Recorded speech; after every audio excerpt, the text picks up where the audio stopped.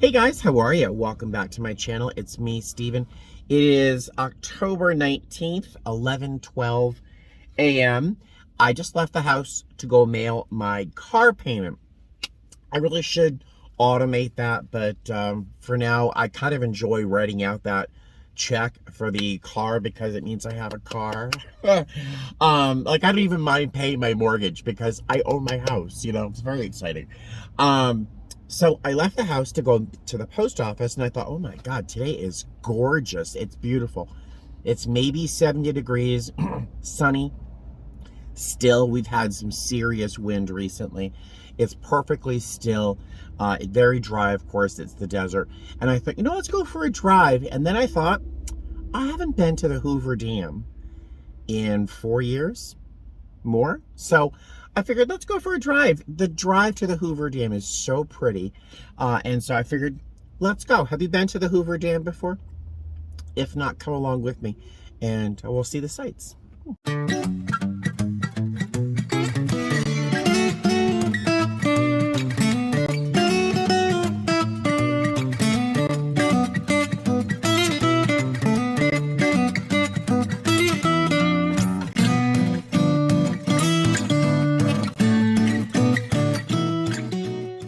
Hey guys, so I'm at the first scenic overlook. I think this is Boulder Highway. I'm not quite sure. My GPS cut out because my phone was overheating. I film with my cell phone. I'm not sure if that's obvious to everybody.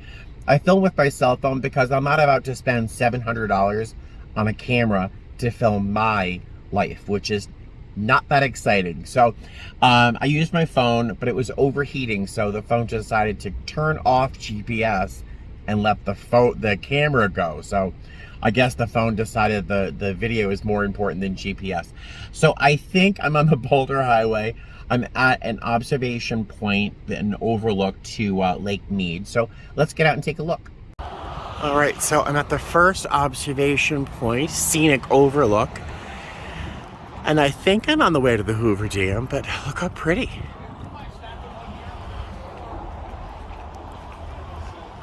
And that is that's Lake Mead.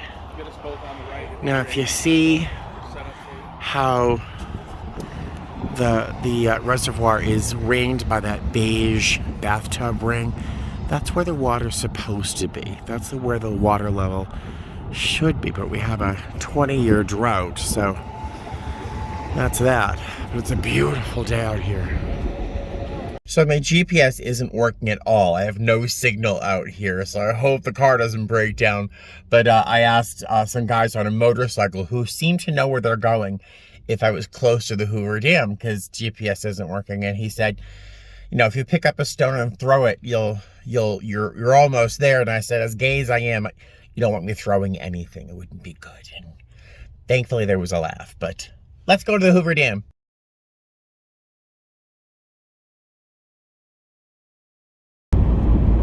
Right, I think I missed a turn off or something. Oh, maybe I did. No, I didn't. I did. I missed it. Oh, gosh.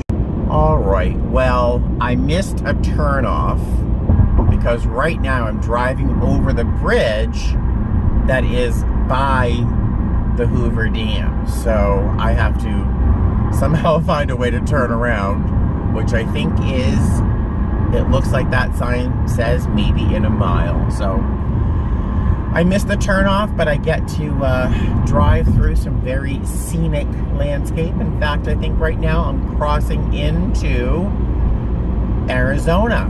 All right, get ready for it, guys. Get ready. Get ready. We're driving into Arizona. Poof! There we go. We're in Arizona. All right, I'm going to stop talking and find a place to turn around. All right, so while this is very pretty, I've been driving for a while and there is no sign of a place to turn back around. So I have a sneaking suspicion I'm gonna have to drive about 50 miles to get to a place I can turn around. That's my sneaking suspicion from a sign that I passed a while back. So, well, I wanted a nice drive. I got one. Here I am relaxing. Look at this, guys. I found a place to turn around. I'm very excited. It's a very nice drive. It's very pretty out, but I don't know where I was heading. And oh, look at the view. Yeah, I don't see them charging people. I really should have done some research before I drove here.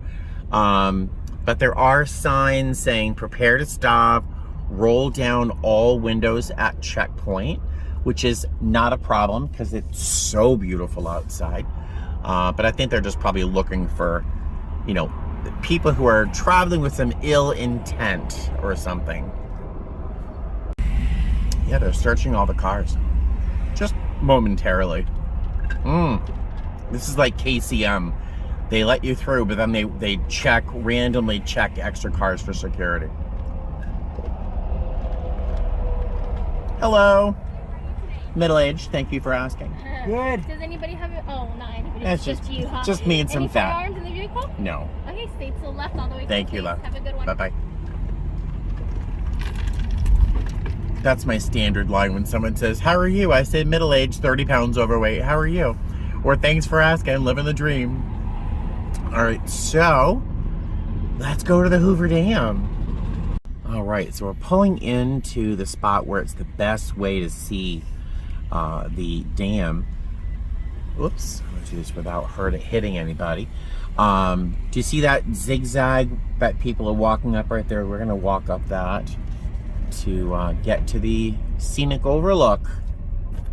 But before we go up there, we're gonna go in there, little boy's room.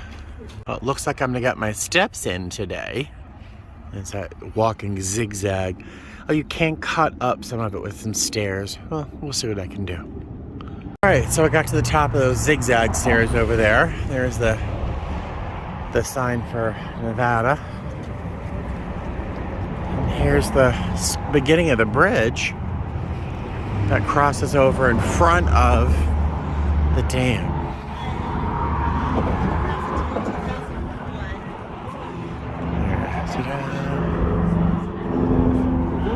I see. Okay,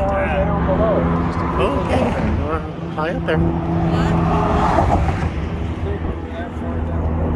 Whoops. Sorry.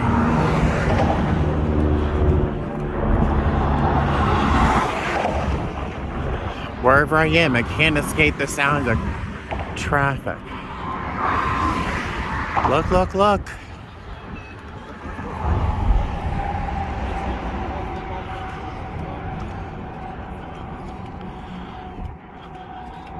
All right, there's the beast itself. Now, if you look on the top, you might see cars and people, just to give you an idea of the scale. Oh, the traffic, so crazy. I can feel the bridge swaying underneath it. But behind the dam, what the dam has created, I should say, is Lake Mead. And if you look at the white line, see those lines? That's where the water should be. That's where the water level used to be. And you can see where it is right now. We're suffering a 20-year like mega drought. It's kind of scary, but that's there's the Hoover Dam. And below you'll see what they let pass through of the Colorado River. And I'm not sure if you can see on the sides, on both sides of the canyon here, there are these metal pieces of architecture structure that I guess are supporting power cables or something. I don't know. But I'm just looking at those thinking, who the hell was brave enough to build those things, you know? Craziness. I can't even imagine. All right. Now, I'm going to go down to the parking area that's directly across from there to see if I can walk across the bridge, just for kicks. Trying to get a selfie, but it's very bright. Okay, well, there's the... Oh, it's too bright. All right, so I've driven across the Arizona border today. Now I'm going to walk across it. Yay, welcome to Arizona. So now I'm going to walk over there, which is an overlook point where you can look at the other side of the dam, which is right there. All right, that's the other side of the dam. All right, so there's a view of upriver. You can see the little teeny boats on the water there. It gives you an idea of how high that water line should be, but isn't, and how devastating this drought is. But there is the water. There's like a safety overflow, I think. And then there's the dam. That's the back of the dam right there, or the front of the dam. I'm not sure. And the bridge I was just on is up there. How cool is that? Look at the color of the water. To see that? That's not a filter. That's the color of the water. I don't know if that's due to some algae or something, but it's a pretty color. It's like emerald green. All right, so this, I think, is like an emergency overflow section in case the water got too high, which we would all celebrate. But I think the overflow would go down that giant hole, which makes me think of the giant worms on Arrakis, you know, in Dune. It's just a huge, giant cavern. But I can't imagine what they did to build this thing. Craziness. I guess I was right. This is an overflow spillway. And the last time that happened was 1983. All right. You don't want to drop your phone.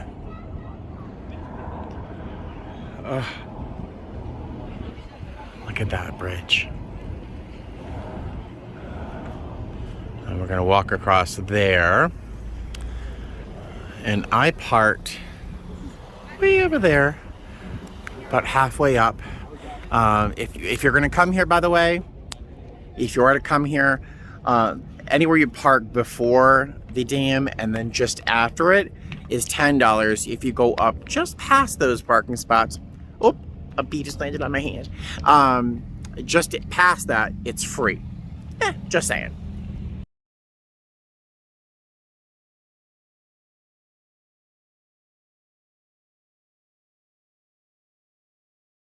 If you're afraid of heights and this view makes you want to pee, well, lucky you. Right on top of the dam.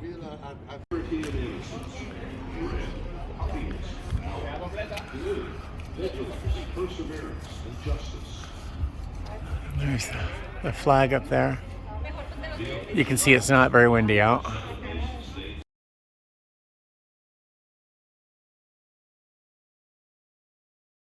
Supposed to rub the toes of the sculpture because it's supposed to give you good fortune. I could use some good fortune, guy. Rub, rub, rub. All right, so you have to take this elevator to get down to the visitor center. All right, there's a little movie, a 20-minute movie about the dam. Plenty of seats. It was a really interesting video, about 20 minutes. You know, there's another 10-minute presentation that I'm going to watch. But if you have a chance to come, definitely watch the video. It was really, really impressive, really neat. That's a picture of the magnetic part of one of the turbines. See this part right there? It's like 580,000 tons or something. I mean, it's insane, insane. Yeah, those movies in the presentation were totally worth it. Really interesting information. The only fly in the ointment were the two women that were, leading the presentations and stuff. Both had those little rhinestone masks. Flight attendants, you know what I'm talking about. The ones that are made of mesh, that are just sheer, but they're covered in little rhinestones to distract you from the fact that their masks aren't really masks. Makes me so mad. Remember that magnet I just told you about, that 580,000 ton? This is a model of the magnet, that rotor, so you can actually walk through it. This is it. This is like supposed to be the inside magnetic part. And water would rush through these things at like 48 miles an hour. So these are the magnetic things, and then there's these copper wires that help create the energy. Crazy! All right, so that $10 got me into those little video presentations. Whoop, I'm in someone's way. It got me into the little video presentation. There's some exhibits in there that are interesting. The most interesting one was walking through one of the rotors that actually powers the whole hydroelectric system. Just really, really interesting. But this also gets us into the original exhibit. So I'm walking over there now. Oh my God, what a great day.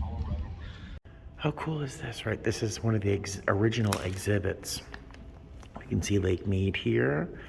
Valley of Fires right there. I want to go back there before it gets too cold. And then there's Vegas over there, Mount Charleston. Here's the Hoover Dam. Death Valley is over there. Interesting, huh? Neat. Structures which help move the rest of the West to work. I'm all by myself. Topographical model showing portions of No one else is here. states that share the waters of the Colorado and its tributaries. In the foreground is the Colorado River. Rising in the snow-capped Rocky Mountains, the river flows 1,400 miles through mountains and desert. So one of the things I found most interesting about the construction of the dam is that enough concrete was used for the dam and the buildings around to pave a 4-foot wide sidewalk around the entire circumference of the planet. Wild. Also, the heat of the concrete curing, they expected it would have taken 100 years for the concrete to cure and, whatever. So they designed a whole system of pipes that ran every 2.5 feet through the concrete that would be flooded with refrigerated water to cool off the concrete so it would cure. So just the technology that they had back then and what they did with it is amazing. I'm fascinated that we still can't get clean drinking water in Detroit or, Michigan. But we can do something like this in 1931. Crazy times. I bought this little fake Danish in their gift shop for $3. They wanted $14 for a hot dog. So, yeah, I got this. I'm regretting giving half my lunch to pigeons. Hey guys, hi. So I have just climbed about 10,000 steps. I need the exercise, but oh my God, they just winded me. I was about to head across the dam to go back to the car. I looked up and realized I did not go up to the viewing platform at the visitor center. So I took the elevator back downstairs again, and the young ladies at the ticket counter said they normally don't let people come back in again, but since it's so slow that they let me in. And it was very funny and very cute, of course, when I went in the first time. So I came up to the top of the viewing platform, took a seat to catch my breath, and now I'm going to step outside. Want to go with me? All right, there's a little view of the dam, a model of it. Oh, I'm so winded. Whoops. They open very funny. There are two, one on each side of the canyon. Each building contains two 90-inch jet flow gates. These gates allow us to run water around the turbines if necessary. My car is way over there. Above the valve houses, stretching across the canyon, are 6 3.5-inch diameter cables. If you follow the cables to the right, you will see the lifting mechanism of the crane that is supported by the cables. This is the What an amazing view.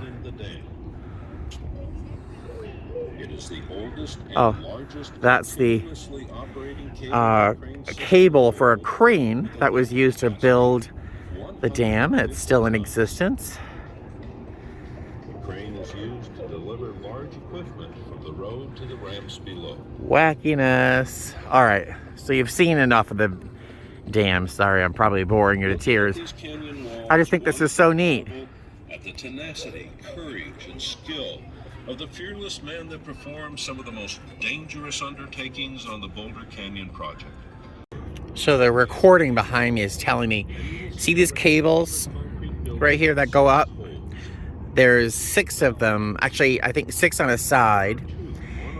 Now, all the energy provided by the generators down there flows up those wires. 230,000 volts of electricity are going through that cable right now to be up and brought through all these cables through the West Coast. Isn't that insane? I just can't even. It's just mind-boggling.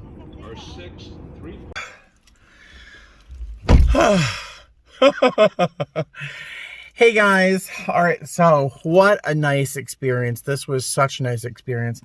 I walked 9,450 something steps. I've been looking at that number lately. I usually try to get minimum 6,000 for the day. I got well over 9,000 just walking around the Hoover Dam. And I climbed innumerable steps. So I got my exercise today. All right, so I'm going to drive home. I probably have to stop at the grocery store to pick up a couple of things because I have a trip starting tomorrow. And my layover is in Indianapolis, and our hotel is in the middle of a industrial park. There is nothing there, so I have to make sure I have plenty of food and snacks and stuff. So let's head back home.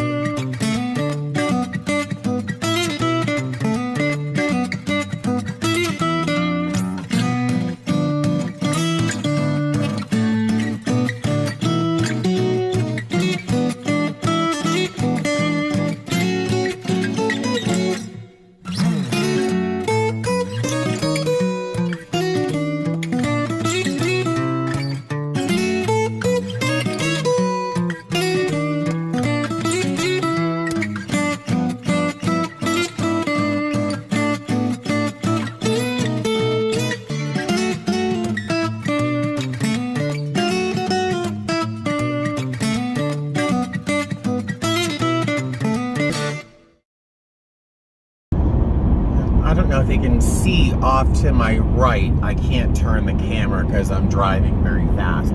But actually, to the right and the left, I'm driving right through the middle of a solar farm. So it's these giant expanses of solar cells, and that create a ton of energy. It's funny, I thought it was just off to my right, but I'm actually driving through the middle of it. And if you see them from the air, they're these giant squares that if I catch them at the wrong time, they flash right in your eyes, and it's really not fun. But this whole area I'm driving through is covered in solar farms. And after a long day away, look what I get to come home to. Hi, Claire Bear. Claire Bear. Hi. Hi, honey. Oh, I can hear Buddy complaining in the background that he's not getting as much attention. Hi, honey. You're so soft. Okay. Well, welcome home, Daddy, right? Okay. Hey there. Sorry for the weird angle here. Do you remember how I started this whole day off with me thinking, well, I have to go to the post office. Well, I might as well go on a little road trip. I never went to the post office. I got all the way back home, parked the car, went in the house, said hi to the cats, and I'm like, oh, darn it, I didn't go to the post office. So I just went to the post office, and then I just decided to stop off at Taco Bell real quick. Do you want to see how close Taco Bell is to the airport? Hold on, look at this.